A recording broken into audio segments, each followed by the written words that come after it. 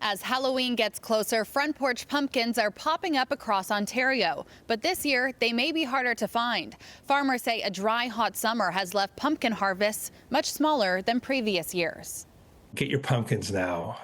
Don't wait till October 30th or the 29th at the end of the month, which a lot of people do. It's been more of a trick than a treat for pumpkin growers in Ontario this year.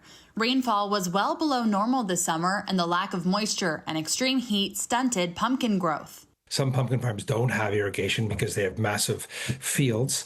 It's problematic. So the plants just don't grow. They are stressed all the time, and so the pumpkin is not big enough, as big as what it would normally be. So it would be shrunk, and in some cases just didn't survive. Mark Saunders, owner of Saunders Farm in Munster, roughly 40 kilometers from Ottawa, says thanks to irrigation, he was still able to harvest a decent crop, but says this year's pumpkins are much smaller. Normally, the fruit needs 3 to 4 inches of rain in a month to keep them going, but Saunders said they only received 1.5 inches over 3 months.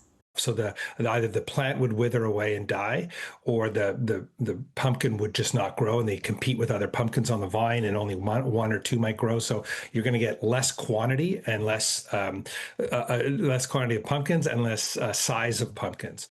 Last year, Ontario made up almost 75% of Canada's total harvested hectares of fresh pumpkins. What really happened for pumpkins, why they didn't bulk up, was because there was no precipitation in, say, late August, September, and now into October. That drought, that dryness has continued relentlessly.